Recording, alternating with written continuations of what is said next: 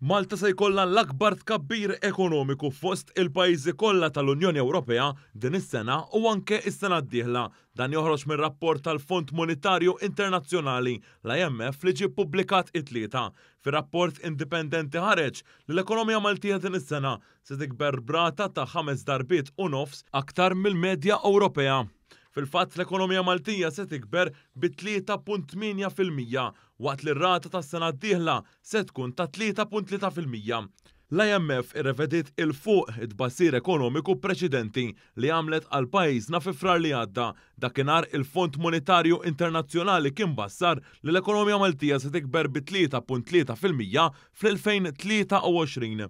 Dawn iċ-ċifri pożittivi komplow jinkisbu mill-ekonomija Maltija minkejja li f'dan ir-rapport il-Fond Monetarju Internazzjonali iwissi li l-kundizzjonijiet ekonomiċi internazzjonali marru għall-ar dan minħabba il-kundizzjoni instabbli li għadha għaddejja id-dinja wara il-pandemija globali, il-gwerra fl-Ukrajna u issa bil-gwerra fil-Lvant Nofsani. Skont l-IMF, ir-rata pajjiżna se tisbuq ir-rata medja ta' tkabbir tal-pajjiżi li jinsabu fiż-żona euro hekk kif din se tkun ta' inqas jew ftit iżjed mi 1% din is-sena u anke s-sena d-dieħla.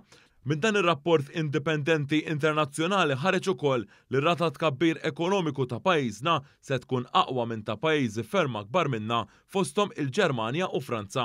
Ir-rapport tal-IMF qed ibassar li din is-sena il-Ġermanja mhux talli mhux se jkollha tkabbir iżda se tara tnaqqis ta' 0.5%.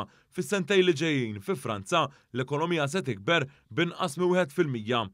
F'dan ir-rapport tal-IMF ħareġ ukoll li din is-sena u anke is-sena d-dieħla pajjiżna se jkollu l-inqas rata ta' qatt ta' 3.1% u 3.2% rispettivament. Minn barra hekk, ir-rata inflazzjoni f'pajjiżna fl-istess perjodu se tkun inqas mir-rata medja fiż-żona euro b'din tinżel għal 3% is-sena d-dieħla.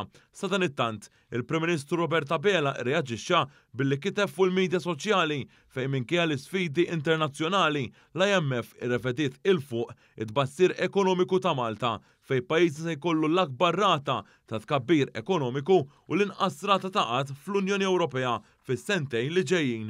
Dr. Bela tenna li l-budget għas-sena d-dieħla se jkompli jsaħħaħ l-ekonomija ta' pajjiżna.